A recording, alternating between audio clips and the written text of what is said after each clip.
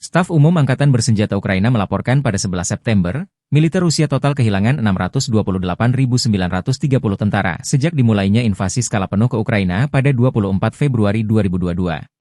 Jumlah ini termasuk 1.140 korban yang diderita pasukan Rusia selama sehari terakhir. Menurut laporan tersebut, pasukan Vladimir Putin juga total kehilangan 8.642 tank, 16.938 kendaraan tempur lapis baja, 24.388 kendaraan dan tangki bahan bakar, 17.936 sistem artileri, 1.182 sistem roket peluncur ganda, 943 sistem pertahanan udara, 368 pesawat terbang, 328 helikopter, 14.990 pesawat nirawak, 28 kapal dan perahu, dan 1 kapal selam.